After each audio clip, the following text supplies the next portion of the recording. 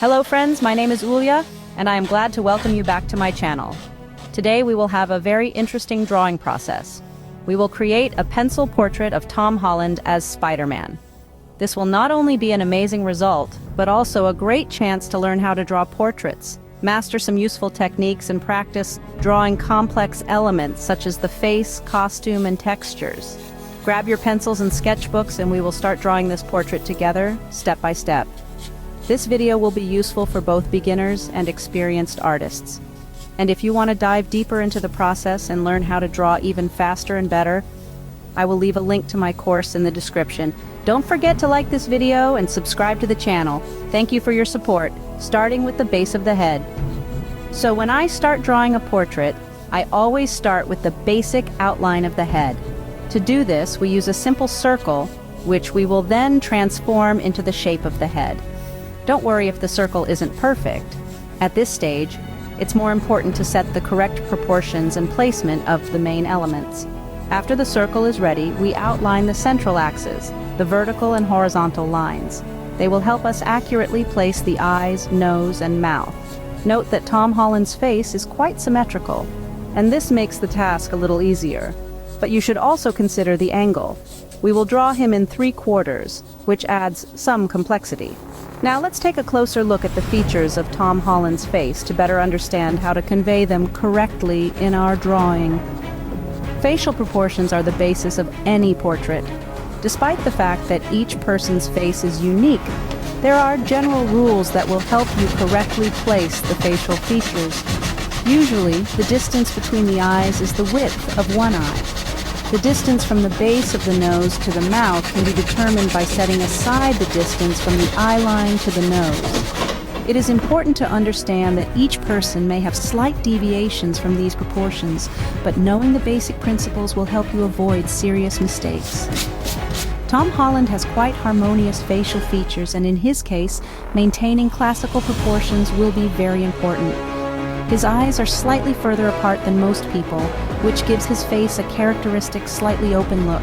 We will need to carefully work on this detail to make the drawing realistic. Since we are drawing in a 3/4 perspective, it is very important to build the facial axes correctly.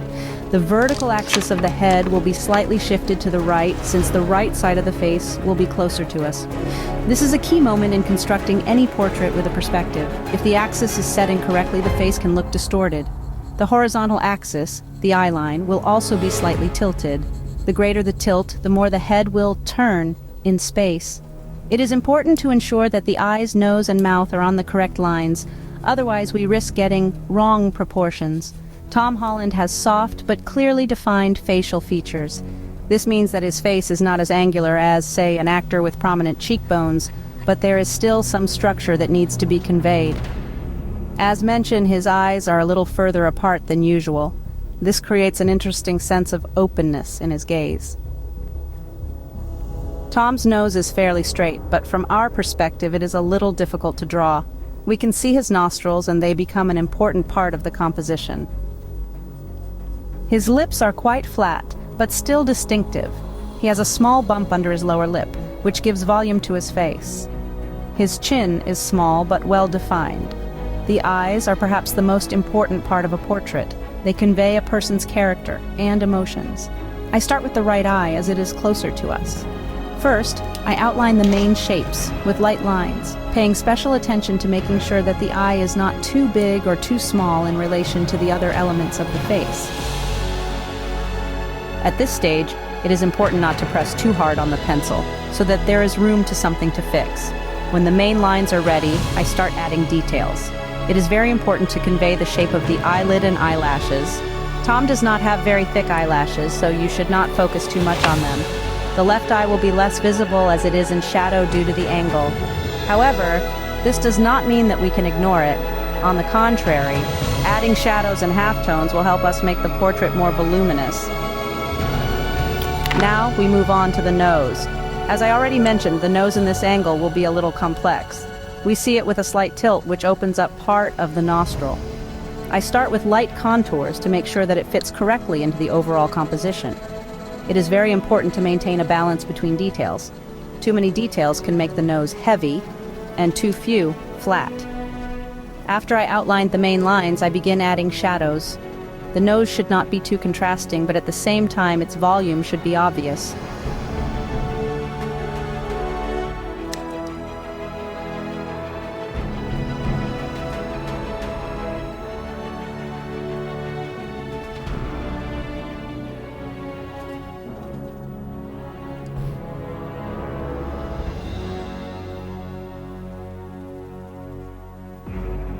Now we draw the lips.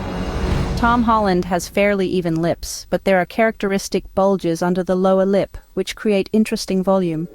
It is important not to overdo the details. The lips should look natural. I add soft shadows under the lower lip to create a sense of depth. His chin is small, but it is clearly defined, which gives the face clarity and completeness.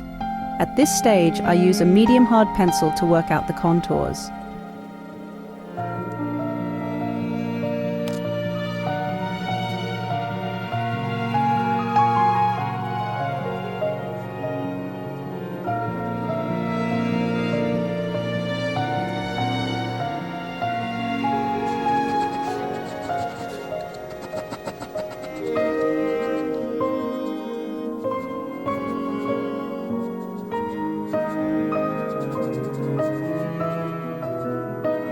When the main elements of the face are ready, we move on to details and shadows. This is the stage that will give the portrait a finished look and make it voluminous. Shadows are what help convey depth and volume. It is important to understand that shadows should not be monochromatic. I use several shades of gray to convey all the transitions from light to shadow. I start with the area around the eyes, add shadows under the eyebrows, and then move on to the nose and lips. It is very important not to overdo it with shadows, especially on the lips and nose, otherwise the face may look too rough.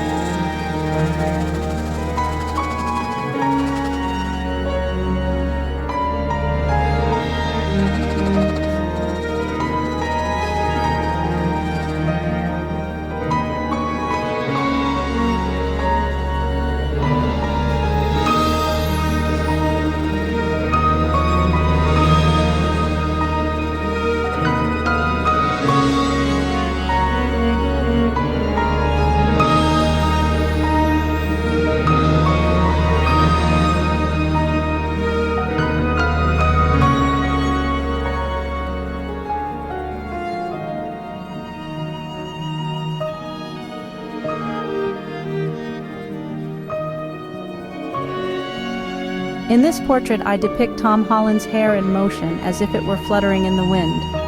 This adds dynamics to the drawing and makes it more interesting. I start with light strokes to outline the main strands and then gradually darken them almost to black. It is important to work on the structure of the hair without making it too monochromatic. This will help to create the effect of life and movement.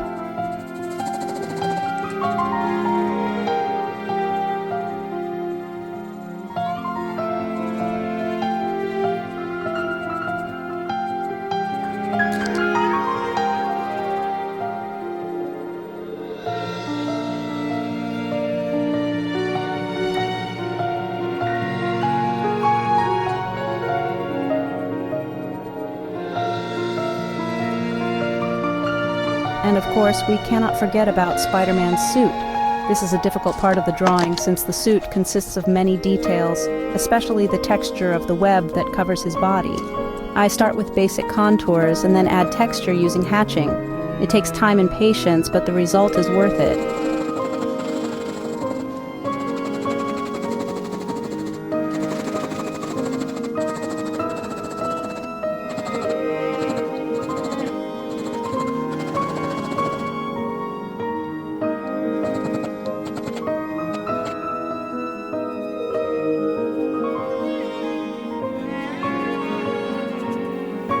After all the main elements of the portrait are ready, I begin to refine the lines and work on small details.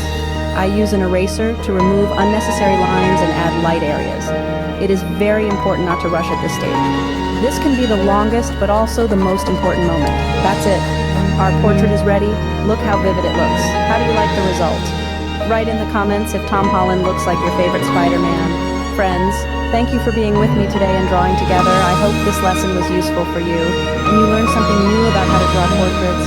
If you liked it, put a like and subscribe to the channel. And don't forget to look in the description.